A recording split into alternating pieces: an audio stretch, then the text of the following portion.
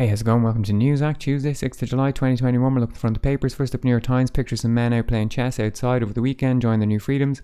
Over on the left, dire economy spreads misery inside Lebanon. Apparently, inflation has run rampant, the currency is devalued, sugar's gone up by 670%, the price of tea, rice, cigarettes have gone up nearly over 1,000%.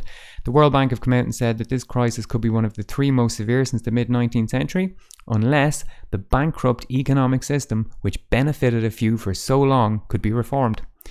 They could have easily been talking about the entire world. Over on the right, Tesla accidents deepen concerns about autopilot, yet never buy a Tesla, never even get in a Tesla. You'll probably die in it, either by being decapitated or in a fire caused by lithium batteries. Down here, far-right extremists find ally and congressman from Arizona. Talk about Nick Fuentes from America First. He's backing this Republican senator, Paul Gozer. Story about wildfires in Hawaii. New York Times International Edition, people mining diamonds in South Africa. Over on the left, something about vaccines. Over on the right, something about politics.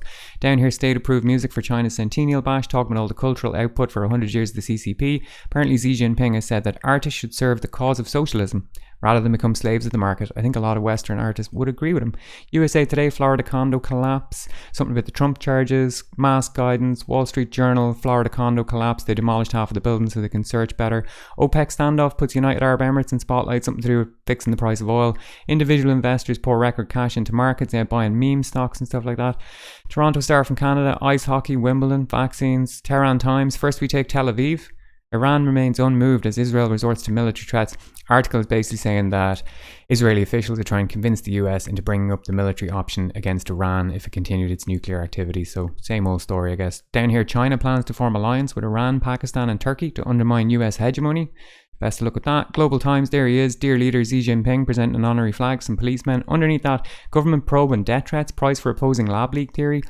Basically saying that in the Western world, if you come out and you say, I don't believe in the lab leak theory, people are getting threats, getting bullets in the post, etc. Problem with this article is that they treat lab leak and natural origin as mutually exclusive, which they're not. It could have had a natural origin, been brought to a lab, and then escaped from the lab.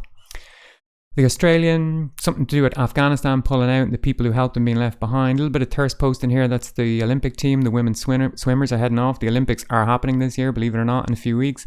The Star from South Africa, fallout over Zuma's Nklanda defence widens. Yeah, that's talking about Jacob Zuma. He had a big rally at his house over the weekend. Supposedly, he is accused of taking $35 billion, which is a hell of a lot of money. Story there in the middle is about corruption at the RAF, which is a type of fund, a road accident fund, something like that. So further corruption going on. Irish Examiner reopening. Solicitor told to remove bra in order to visit client in prison. Yeah. She was told to remove her bra, but the guy who came in after to visit the same client, the same thing happened to him. Not that he had to remove his bra, but the machine went off a few times, the same as her, but he didn't have to remove his underwear or anything. So, bit of sexism there. Irish Times, some men there playing rugby, I guess. COVID cases, personal injury awards, something about the HSE, the health service paying a consultant $640,000 in a year. Good work if you can get it. Irish Independent, holy shit, Michael Flatley. Last time I heard about Michael Flatley, he was performing at the Trump inauguration party, which he described as a great honour. What's he doing now? He's funded his own movie, he's directed it and starred in it. Oh, and won an award for it. Well done, pat on the back, I guess. Vaccines, Irish Sun, U2 stage manager rescued after 52 days, lost at sea. Yok tongue, baby. Fairly good headline, I gotta say. Guy was caught out in a Category 8 storm, he thought he was going to die. Irish Daily Mail, dining passes in the post, okay. Vaccine passports to go to the pub. Exercise, celeb stuff. Financial Times, Johnson brushes aside warnings over lifting of COVID restrictions. Yeah, the Brits are going full mask off, no restrictions. Let's see how it goes. Guardian, Boris again.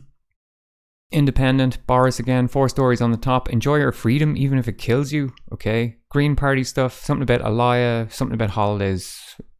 Daily Torygraph, it's now or never, says Johnson. Alright, buddy.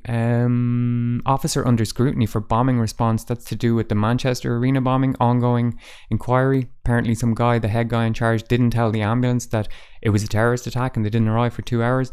The Times, tennis, football, ending COVID rules. Daily Express, Boris ending lockdown. Bit of thirst posting. Tennis. Daily Mail, agony for Emma. She must be a tennis player. She bows out. There's Kate, Her Royal Highness, the Duchess of Cambridge, Catherine Elizabeth Mountbatten Windsor, Countess of Stratham, Lady Carrickfergus, was apparently exposed to somebody who might have had corona, so she's isolating. Maybe while she's doing that, she could ask Prince Andrew why he's not answering questions in relation to his connections to the billionaire financier paedophile Jeffrey Epstein, R.I.P. Daily Mirror, football, masking for trouble, that's Boris. Metro, Boris, tennis, property.